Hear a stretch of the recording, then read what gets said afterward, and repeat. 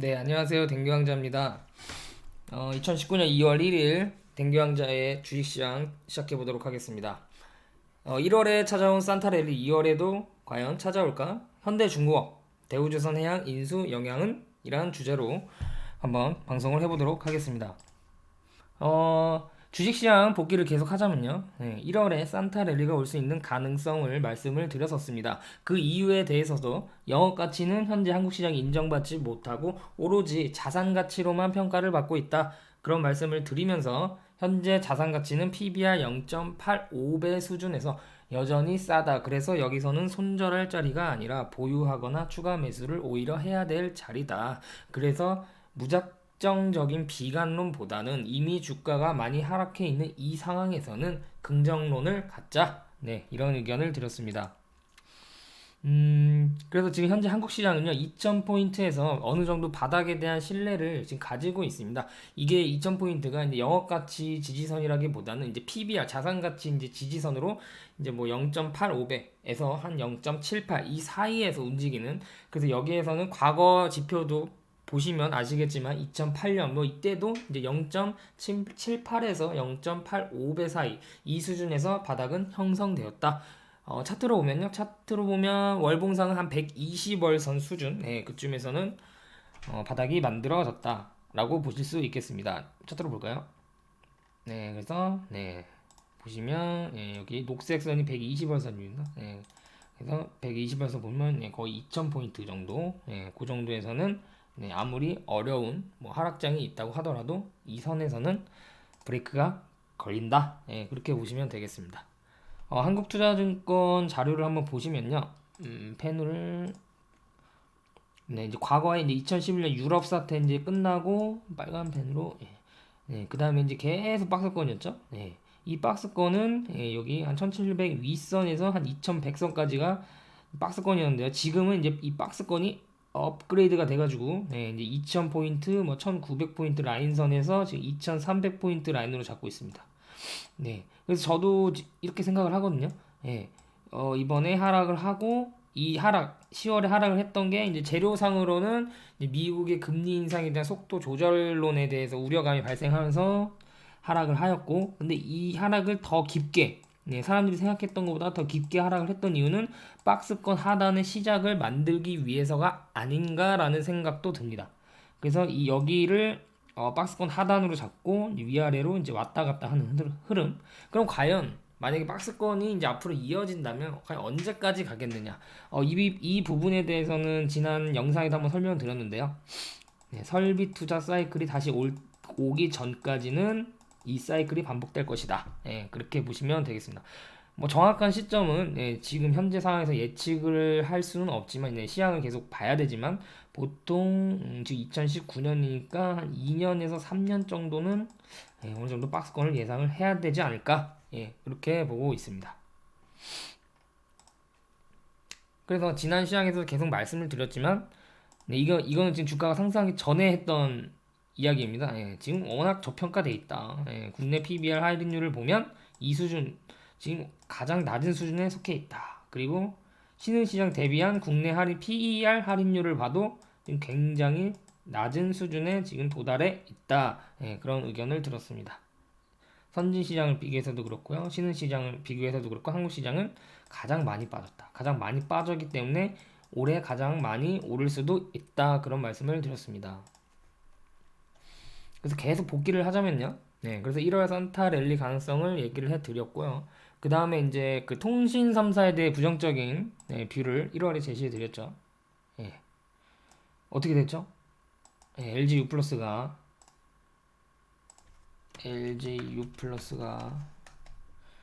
하락을 했죠. 네, 여기까지 두 방 크게 얻어맞고 지금 14,800원 수준까지 하락했습니다. 그리고 제가 여기서 부정적인 여기서 뷰를 드렸습니다. 그럼 지금은 어떻게 할 거냐? 아마 이 추세는 유지를 할 수도 있고 안 할 수도 있겠지만 이 고점대 라인이 있잖아요. 여기는 당분간 돌파하기 상당히 어려울 것이다. 그렇게 보고 있습니다. 근데 이제 통신 장비주 뭐 통신주가 빠지니까 같이 이제 빠지는 흐름을 보이지만 그래도 통신 장비주는 좋을 것이다. 왜냐하면 통신 3사가 5G 시대를 맞이하여 통신 장비주한테 투자를 하는 거거든요. 그러니까 통신 3사에서는 비용이 나가는 거고요. 통신 장비주는 오히려 매출이 발생을 하는 거죠. 네, 그래서 다른 흐름을 보일 수가 있습니다. 죄송합니다. 그래서 지금 증권사는 뭐 5G 하면서 뭐 통신 3사를 사야 된다라고 하지만 그렇지 않습니다. 지금은 통신 3사를 사야 될 때가 아니라 오히려 이제 통신 장비주 중에서 이제 주가가 조금 눌러줄 때, 그럴 때 조금씩 주식을 모아나가는 그런 전략이 필요하다고 저는 생각을 하고 있습니다. 그리고 이제 바이오에 대해서도 부정적인 뷰를 드렸죠. 그래서 셀트리온 뭐 이런 주식을 지금 1월 달에 보면 안 된다라고 말씀을 드렸습니다. 2월에도 마찬가지입니다. 그리고 이제 경기 방어주가 아닌 경기 민감주 중심으로 그동안 뭐 미중 간의 무역 분쟁 뭐 이런 부분에 있어서 가장 민감하게 반응을 해서 하락이 심했던 경기 민감주 중심으로 상승이 나올 것이다. 그런 의견을 들었고 실제로 1월에 경기 민감주 중심으로 상승이 나왔습니다. 그리고 외국인이 1월에 무려 4조 원에 해당하는 한국 주식을 사들였다. 그렇게 보시면 되겠고, 이제 이건 이제 지난 시황을 제가 했던 말들을 이제 복기를 해드린 거고요. 그럼 이제 어떻게 할 거냐? 이제 now 2월에 과연 하락을 할 것이냐? 증시가 보시면 많이 올랐죠. 이 상승률이 어마어마합니다. 여기서 이렇게 빠질 거냐 어떻게 될 것이냐 모르죠. 근데 그 외국인의 그 선물 옵션 포지션을 보면 하방에 베팅하고 있지는 않은 것 같아요. 하방에 만약 베팅을 하면 빠지겠죠 이렇게.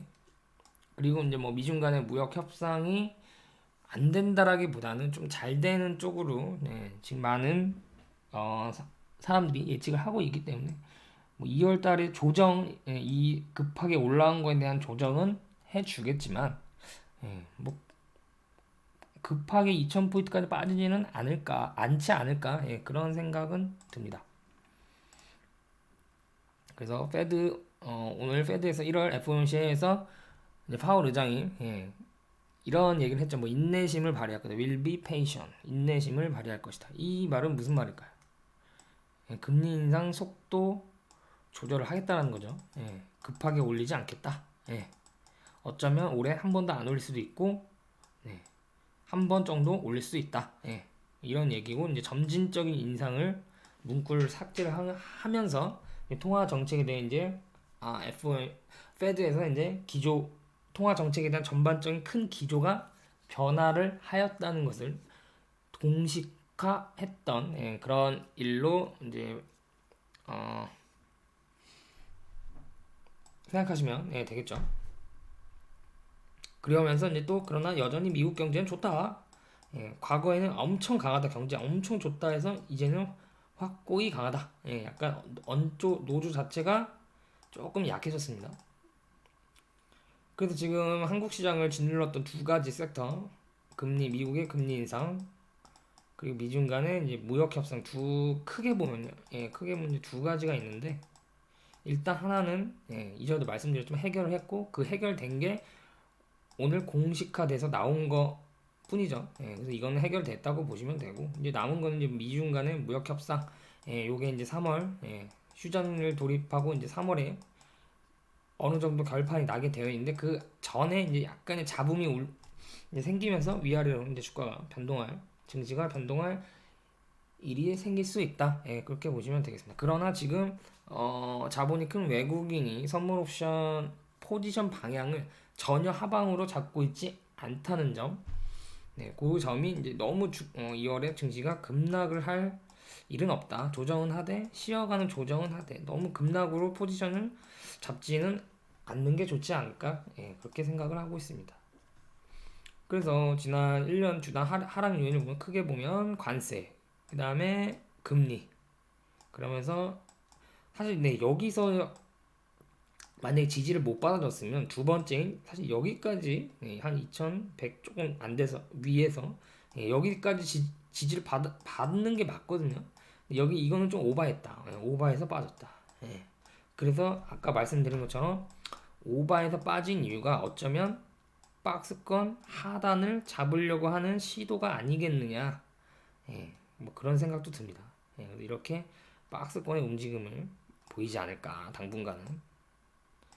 예. 그런 생각을 가지고 있습니다. 그래서 경기 방어주 대비 경기 민감 상대 성과를 보면 그래서 1월 시작할 때 지금은 경기 방어주가 아닌 경기 민감주 중심으로 매수가 들어가는 게 맞다. 그런 의견을 드렸습니다. 그래서 계속해서 코스닥보단 코스피가, 그리고 소형주보단 대형주, 그리고 대형주에서도 IT 중심으로 만약 증시가 상승을 하면 매수세가 들어올 것이다. 그런 의견을 들었고 실제로 그렇게 들어왔습니다. 전기전자가 1월에 무려 17.31%, 무려 17.31%가 들어왔습니다. IT 대형주 위주로 들어온 거죠. 삼성전자, SK하이닉스 필두로요. 그리고 삼성전자, SK하이닉스가 먼저 오르고 그 뒤로 뭐 삼성전기가 오르고 그렇게 뒤따라가는 흐름을 보이면서 전반적으로 흐름이 좋았습니다. 증시가 오르니까 증권주 흐름이 좋았고요. 그 다음에 조선, 기계, 자동차 중심으로 경기 민감주 중심으로 1월에 상승세가 유지가 되었다. 따라서 1월에 이런 여기 섹터에 속해 있는 종목을 보유하지 않거나 이 섹터의 주식을 사지 않고 오히려 뭐 바이오나 뭐 이쪽 있죠. 이쪽에 바이오나 통신 이쪽의 주식을 매수를 했거나 이쪽만 가지고 있는 분들은 상당한 소외감을 느꼈다. 1월은 그렇게 평가하시면 되겠습니다. 그리고 지난밤에 빵 주식이요. 페이스북에 이제 10% 정도 올랐죠. 그래서 한국 기술주가 오늘 흐름이 괜찮았습니다. 특히 반도체 흐름이 괜찮았습니다. 반도체는 조금 이따 또 자세히 설명을 드리겠습니다. 그리고 이제 두 번째는 오늘 남북경주 북미 정상회담 이슈에 이제 단기 테마주로 보시면 되겠죠. 근데 이쪽은 전혀 예측이 불가능하다. 그래서 건드리지 않는 게 좋지 않을까. 그런 생각을 합니다. 그리고 오늘은 설을 앞두고 이제 좀 쉬어가는 그런 흐름을 보이지 않았을까 그런 생각을 합니다. 건설업 쪽을 보시면요, 삼성 엔지니어링 오늘 좀 빠졌을 거예요 아마. 엔지니어링 오늘 6% 가까이 빠졌네요. 삼성 엔지니어링은 그 자산가치 그런 영업가치 대비 고평가가 되어 있는 종목입니다. 지금 상승 추세는 유지를 하고 있으나 주가가 비싸다. 그래서 비싼 거를 조금 빼는 그런 조정이 나오지 않았나. 뉴스를 볼까요?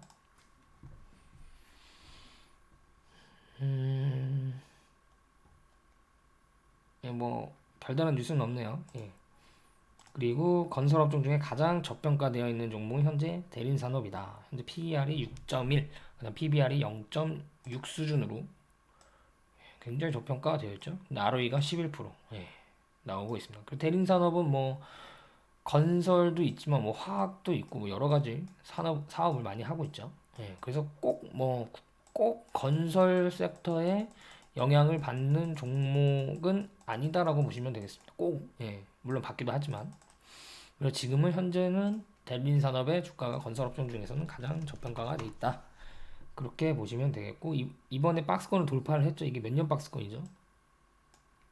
엄청 긴 박스권입니다. 이게 2011년부터 올랐다 내렸다 올랐다 내렸다 올랐다 내렸다 올랐다 내렸다 하는 박스권을 이번에 돌파를 하고 그 뚫었던 박스권을 지지를 받으러 다시 올라갔다가 지금 이렇게 이제 움직이는 모습인데요. 지금 사긴 조금 부담스럽죠. 사더라도 95,000원 아래에서 매집을 해야 되지 않을까. 그렇게 보고 있습니다. 야, 이게 박스권을 돌파를 했는데도 여전히 저평가네요. 자, 그리고 오늘 조선업종 살펴보시면요. 현대중공업이 대우조선해양을 인수를 한다. 그런 이슈가 나왔죠. 그래서 이제 현대중공업이 이 대우조선을 사야 되는데 돈이 없지 않냐? 그래서 유상증자 때리겠다. 그래서 유상증자를 때리면 기존의 주주들이 가지고 있는 주식에 대한 지분이 훼손되는 거 아니겠느냐? 주주 배정 증자로 지금 1조 2,500원 정도 추가로 예정이 되고 있는데 이 정도 이제 손실이 발생하는 거 아니냐? 그런 우려감이 있죠. 그리고 또 시장은 단기적으로 현대중공업이 이게 뭐 그냥 단순한 일반 기업이 인수하는 게 아니라 지금 빅3 중에 한 회사를 인수를 하는 건데 이거 너무 무리하는 거 아니냐? 예, 이런 뭐 뷰도 있겠죠, 당연히. 그럼 뭐 댕강대 네 생각은 어떠냐? 예, 제 생각을 말씀드리면 단기적으로는 부정적이다. 그러나 중장기적으로는 여전히 긍정적이다. 예, 그렇게 보고 있습니다. 뭐 중장기적으로 보면요. 올해 조선 업황이 괜찮을 것이라고 시장에서 계속 말씀을 드렸죠. 그리고 그 이유에 대해서도 계속 말씀을 드렸습니다.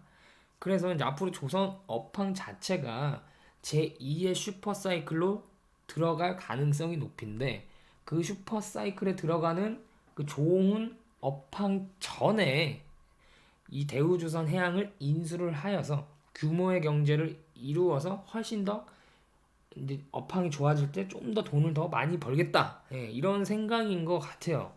그래서 이제 인수를 하게 되면 이제 현대중공업과 대우조선 해양이 중복적으로 투자했던 부분을 좀 줄이고 그러면 뭐 어느 정도 인원 감축이 일어날 수도 있겠죠. 그래서 대우조선 해양에 다니는 분들은 이런 뭐 구조조정이나 인원 감축에 대해서 어느 정도 인식을 하고 있으신 것 같아요. 예. 그래서 규모의 경제를 또 이룰 수 있다. 넘버 원이 넘버 투를 인수를 하면서요. 그래서 이런 부분은 긍정적으로 작용할 수도 있다라는 뷰도 있고 저도 그렇게 생각을 하고 있습니다. 그래서 지금 당장은 지금 떨어지는 칼날이기 때문에 조금 더 하락할 수가 있습니다. 그래서 지금 당장보다는 찾으러 볼까요? 현대중공업. 현대중공업은 여름부터 여기 있죠? 예, 여름부터 작년 여름부터 긍정적인 뷰를 드렸습니다. 쭉 가고 있는데 천천히 쭉 가고 있는데 이번에 뭐 그 이슈권으로 떨어졌다. 근데 만약에 내가 이 인수권을 모르고 그냥 오로지 차트만 본다고 가정을 해봅시다. 차트만 본다. 예, 아예 그 이슈 자체도 몰라요. 예, 차트만 본다고 가정했을 때 어떻죠? 추세를 하락하는 추세를 돌렸죠. 이 추세를 전환을 할 때는요. 마지막으로 전환하기 직전이 가장 고통스럽습니다. 그쵸? 예, 여기가 가장 고통스러운 자리죠. 이런 데보다. 예. 마지막 못 참고 물량을 던지는 그런 순간인데 이 물량을 자꾸 추세를 전환시켜버려요. 지금 반도체가 그렇죠. 예. 하락하는 추세를 지금 전환을 저는 시켰다고 봅니다. 왜냐하면 단순한 뭐 5% 10% 상승이 아니라 지금 한 달 만에 지금 엄청 시가총액 큰 삼성전자나 SK하이닉스 등 반도체 형님들의 주가가 한 달 만에 20%가 상승을 했습니다. 네, 이는 좀 이따 보시겠지만 추세 상승으로 봐야 되지 않을까 그렇게 보고 있습니다. 어쨌든 지금 추세를 전환을 시켰는데 가다가 눌리고 또 가다가 눌리고 지금도 가다가 눌렸죠. 그냥 이슈 자체를 생각을 하지 말고요. 그래서 지금 현재 12만 8천원인데 이렇게 약간 거래량을 동반을 하면서 주가 급락을 했을 때는 뭐 2, 3일 정도 좀 더 하락을 할 수가 있겠죠. 그래서 만약에 이 주식이라면 만약에 신규 매수를 고려하고 있다면 12만 5천원 아래에서 여기서 입을 쫙 벌리고 여기서 입을 벌리고 기다려서 이 하락을 잡는 게 좋지 않을까 그렇게 주관적으로 제가 판단을 하고 있습니다. 그래서 이 라인대죠. 12만원에서 12만 5천원 이 라인대에서는 충분히 주식을 잡아볼만 하다. 그런 뷰를 드리겠습니다. 그래서 지금 당장이 아니라 아래에서 좀 주식을 슈퍼사이클 진행이 될 때까지 좀 모아나가는 전략이 좋다. 그래서 뭐 앞으로 뭐 미래는 어떻게 될지 모르지만 현대중공업의 이 대우조선해양 인수는 SK그룹이 하이닉스를 인수를 함에 따라 가장 효자 노릇을 하는 그런 그룹으로 기업으로 만들 수가 있다. 그렇게 보셔도 되겠죠. 당시에도 뭐 SK가 하이닉스를 인수를 했을 때 그렇게 뭐 좋은 이야기가 별로 안 나왔던 것 같아요. 그래서 단기로는 이제 계속 뭐 거래량을 동반한 하락이 나오고 있기 때문에 좀 부정적일 수는 있어도 뭐 중장기적으로는 긍정적이다 그렇게 보시면 되겠습니다. 단기 하락을 추가 매수의 기회로 활용하면 좋겠다 그렇게 보고요.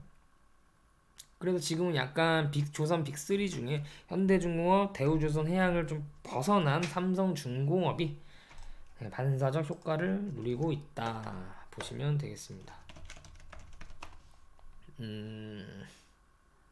그쵸? 여기서는 뭐 단기적으로 차익 실현을 할 자리네요. 단기 급등에 따른. 이거 다시 또 눌리겠죠, 약간. 그래서 이때 7,500원 아래 가격에서는 삼성중공업의 자산 가치 대비해서 주가에 메리트가 있었는데요. 지금은 오히려 현대중공업이 만약에 더 주가가 떨어진다면 현대중공업이 좀 더 앞서 있고 또 뭐 우량하고 가격도 메리트가 있다면 지금은 아니지만 좀 더 주가가 하락을 한다면 가장 메리트가 있는 종목을 조선 3사 중에서요. 지금 뭐 대우조선 해양은 건드릴 때가 아니라고 보고 있습니다. 그리고 조선 업종은 그렇게 보시면 되겠고요. 또 화장품 업종, 또 한번 보겠습니다. 화장품에 대해 전반적인 화장품 업종에 대해서는 계속해서 부정적인 뷰를 유지를 하겠고요. 이런 저가 화장품에 경기가 좋지 않으면 그 뭐 사람들이 물론 화장품이 필수 소비재긴 하지만 좀 더 아껴 쓰거나 뭐 그럴 수 있겠죠. 그 저가가 아닌 고가 경기가 좋든 나쁘든 좀 삶이 여유로운 사람들이 계속해서 소비를 일으킬 수 있는 LG 생활건강의 그런 제품들이나 그런 고가 화장품을 파는 회사들의 그런 기업들이 그나마 상대적으로 낮고요. 하지만 이런 화장품보다도 경쟁이 이런 화장품 회사는 이제 앞으로 이제 중국의 이제 한국 화장품을에 대한 그 2014년부터 2015년에 대한 그런 시세는 안 나온다고 말씀을 드렸습니다. 그런 시세는 절대 나오지 않고 이제 중국에서도 자체적으로 화장품 그런 회사들이 만들어지고 있고 중국인들 또한 이제 과거처럼 한국 화장품이 열강 그렇게 하기보다는 뭐 중국 화장품도 쓰고 유럽 화장품도 쓰고 한국 화장품도 쓰고 그렇게 좀 시장 점유율이 좀 분산이 되는 분산이 되다 보니까 막 경쟁이 치열해지고 마케팅 비용이 훨씬 많이 나가겠죠. 그래서 이런 지금 화장품 회사보다는 그런 화장품 회사들의 제품을 공급을 해주고 그리고 이제 제품을 이렇게 또 만들어서 이름은 뭐 아모레나 LG 생활건강의 이름을 하지만 실질적으로는 그들이 자체적으로 생산해서 만들 수 있는 OEM이나 ODM사 중심으로 코스맥스 글로벌 1등이죠. 한국 콜마, 뭐 코스메카 코리아, 뭐 이쪽을 만약에 화장품 주식을 내가 사야겠다라고 생각을 하신 분들은 이쪽에서 조금 더 관심을 가져주는 게 낫지 않을까. 물론 이 기업들은 저평가가 아니라 고평가 되어 있습니다. 근데 주식 투자를 할 때는 고평가인 종목이 만약에 있다고 치면 저평가가 일어날 수 있는 종목이 있고요. 만약에 뭐 10월처럼 주가가 급락을 해서 저평가로 빠지는 주식이 있고 고평가인데 저평가로 거의 갈 일이 없는 그냥 고평가에서 그냥 주가가 올라가는 뭐 그런 섹터가 있고 그런 종목들이 있습니다. 뭐 예를 들면 오스테 임플란트 이런 종목도 굉장히 고평가가 되어 있는데 이 고평가가 해소가 되지는 않습니다. 그러면 저평가 될 때까지 만약에 이 주식을 사야겠다고 가정을 했을 때 주구장창 저평가가 되기만을 기다리기보다는 이 종목 이 기업은 워낙 뭐 시장 점유율도 좋고 앞으로 미래 성장성도 있고 그래서 고평가가 저평가로 싸게 살 수 있는 기회를 주지 않는구나. 고평가에서 고평가로 만약에 간다면 그러면 그때는 어떻게 해야 되죠? 그거를 인정하는 게 중요한 것 같습니다. 고평가다. 당연한 거다. 그래서 저평가로 갈 일이 없으니 이거는 그냥 고평가 상태에서 주가가 차트를 보고 눌러줄 때가 있습니다. 이렇게 눌러줄 때 이렇게 가는 주식은 없죠. 눌러줄 때마다 고평가를 인지를 하고 사서 모으는 전략이 좋지 않을까 그런 생각을 해봅니다. 대표적으로 이런 임플란트 쪽 임플란트 왜냐 인간의 치아 이빨이라 표현하면 안 되죠. 치아는 수명이 80이 안 된다고 합니다. 80이. 근데 지금 고령화에 따라서 인간의 수명이 지금 100세를 넘으려고 하고 있는데 근데 치아는 아무리 해도 이제 80세가 한계니까 임플란트를 해야겠죠. 그래서 성장성이 매우 높습니다. 고령화 시대를 맞이해서 그래서 이게 주가가 저평가로 빠지는 일이 거의 없습니다. 그죠? 그래서 지금 임플란트 시장에서는 오스템 1등이죠. 오스템도 있고 뭐 덴티움도 있고 뭐 이렇게 파이가 있는데 거의 오스템이 50%. 예, 그다음에 이제 나머지가 이제 이 파이를 나눠 갔는데 예, 아마 한 2개 내지는 3개 업체로 정리가 될 겁니다. 지금 한 20에서 30여 개 임플란트 업체가 있는 걸로 알고 있는데 그럼 여기서 누가 가장 유리하나? 당연히 시장 점유율이 큰 애들이 유리하죠. 왜 유리할까요? 일단은 시장 점유율이 크기 때문에 그 제품 가격을 싸게 공급할 수 있고요. 그리고 브랜드 인지도가 높기 때문에 사람들에게 쉽게 인지가 되죠. 그래서 계속 유리한 시장을 더 잠식할 수 있는 강점이 있습니다. 그래서 이런 프리미엄을 지금 받고 있지 않을까? 갑자기 오스템 얘기를 하네요. 어쨌든 보시면 월봉으로 볼까요? 그래서 그 프리미엄을 현재 받고 있는 이때가 이제 박근혜 정부 시절에 제약, 바이오, 뭐 헬스케어 이때 갔던 시절이죠. 그래서 이때 많이 갔고 이제 이 주도주 역할이 끝나면 빠져야 되는데 안 빠지죠. 빠지길 기다려도 안 빠지는. 그래서 이런 경우에는 그냥 대충 빠졌다 싶을 때, 뭐 예를 들어서 지금 이게 60원선이죠. 60원선 이쯤에 한번 매수를 해주고 또 빠지면 또 한 번 더 매수해주고 뭐 그런 전략밖에 없지 않을까. 지금 현재 이 주식은 PBR이 지금 6.8이 넘어가고 있는 상황이기 때문에 싸지 않다. 그래서 뭐 그런 고령화 섹터, 뭐 임플란트 이쪽은 고평가죠. 그리고 하나 더 있죠. 콘텐츠 제작하는 뭐 스튜디오 드래곤이나 제이 콘텐트리 이쪽은 절대로 저평가를 빠질 일이 없다. 그렇게 보시면 되겠습니다. 빨리 해야겠네요 또. 그래서 간밤에 이제 미국 페이스북이나 이런 급등에 따른 영향으로 전기전자 업종의 흐름이 좋았고요. 언론에서 어떻게 얘기를 했었죠 그동안? 반도체 업황은 완전 쓰레기다, 완전 좋지 않다. 계속 그 융단 폭격을 했었죠. 근데 저는 그렇지 않다. 앞으로 반도체 수요, PC 스마트폰 시대와는 다르다.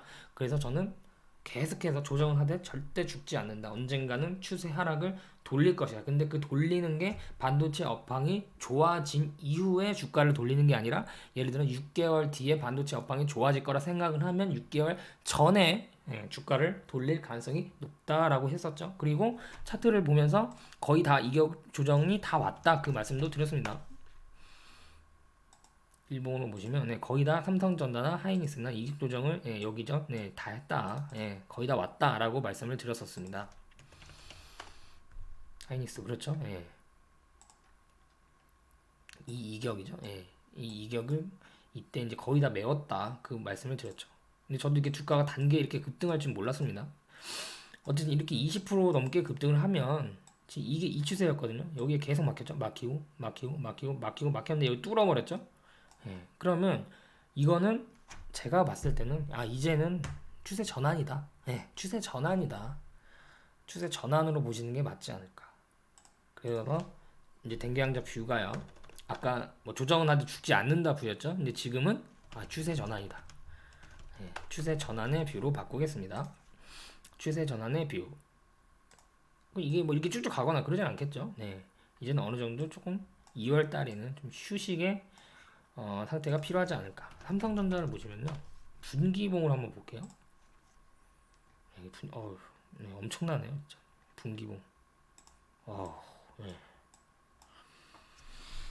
분기봉으로 한번 보시면 지금 한번 1분기 3개월, 6개월, 9개월 지금 1년 내내 분기봉이 음봉이 났었죠. 그리고 이제 처음으로 양봉으로 분기봉을 1월을 시작을 했습니다. 이게 아마 이 양봉으로 3월까지 마감을 할 것 같긴 해요. 그죠? 근데 보시면 보통은 이렇게 이어지는 추세? 한 번 양봉으로 바뀌면 여기서는 안 그랬지만 한 번 양봉으로 이렇게 바뀌면 좀 추세가 적어도 6개월 정도는 유지가 되더라. 그런 흐름을 보였었습니다. 그래서 추세 전환으로 보고 싶고요. 이게 추세 전환으로 만약 가정을 한다면 왜 이렇게 추세 전환 시켰을까? 일단 주가가 싸다. 주가가 싼 이유도 있겠지만 뭐 SK 하이닉스는 경우에는 뭐 퍼가 2까지 떨어졌으니까 말도 안 되는 수준까지 떨어졌었죠. 그리고 외국인은 반도체 업황보다 반도체 이런 관련 주식들이 6개월 선행하는 흐름을 보이기 때문에 지금 추세 전환을 시킨다는 것은 올해 하반기에는 이 반도체 업황이 좀 긍정적으로 바뀌는 게 아니냐. 예, 그리고 제가 반도체 업황 자체는 작년에 꺾였다고 표현하기엔 싫다고 했죠. 예, 꺾인 게 아니라 그동안 오버된 게 좀 정상화가 되고 있다. 그런 표현을 쓰고 싶다. 그런 말씀을 드렸었습니다. 그래서 이제 한 번 쓰면 이제 교체 주기가 좀 오래 필요한 장비주보다는 계속해서 반도체한테 밥을 주고 이렇게 기름칠도 해줘야 되고 뭐 그런 소재주들 있죠. 그런 소재주 중심으로 조금 관심을 가져보는 게 좋지 않을까. SK 머티리얼즈가 영업이익률이 굉장히 높은 기업입니다. 예전에는 뭐 예를 들어서 100원을 팔면요 40원, 50원이 남는 기업이었습니다. 지금 제가 조사 안 해봐서 잘 모르겠는데 아마 그 정도 영업이익률이 나오고 있을 겁니다. 보시면 쭉 일봉으로 그래서 어느 정도 이 중장기 이동평균선과 이격을 메꾸면 다시 길게 보면 이 긴 추세를 유지를 하지 않을까. 소재주는 계속해서 매출이 일어나기 때문에 매출이 갑자기 급락을 하거나 그래서 주가가 급락을 하거나 그런 일은 발생하기 쉽지 않다. 그렇게 보시면 되겠습니다. 여전히 뭐 D램이나 낸드 플래시 가격이 아직도 하락 추세를 유지하고 있는데 아니 이상하게 주가가 오르죠. 그렇죠. 그래서 미리 그 시향을 계속 보는 게 중요하고요. 업황 자체를 어떻게 인식하고 있는지 그리고 주가는 항상 업황에 미리 선행하는 특성이 있기 때문에 흐름 자체를 계속 유심히 지켜봐야 된다. 그런 말씀을 드리고 싶고요. 전기전자가 올해 1월에 그리고 이제 대형 IT주 중심으로 시장이 상승하면 들어온다고 했었죠. 전기전자 중심으로 다시 시장의 주도주로 나서고 있다. 그렇게 보시면 되겠고요. 그래서 댕기항자 뷰는 지금 주가가 미리 선행해서 오르고 있다면 이제 언론에서 기자들이 기사를 쓰는 반도체 업황 좋다. 이런 말은 아마 하반기부터 나오지 않을까. 그렇게 보고 있습니다. 그래서 이거 말씀드렸고요. 선행한다는 거. 그래서 추세 전환 시작이 되었다. 이렇게 보시면 되겠습니다. 대신에 이제 20% 한 달 동안 올랐기 때문에 조금 눌러주면 그래서 여기서 좀 약간 비중을 축소했다가 밑에 좀 빠지면 다시 비중을 좀 늘렸다가 이런 트레이딩 전략도 유용합니다.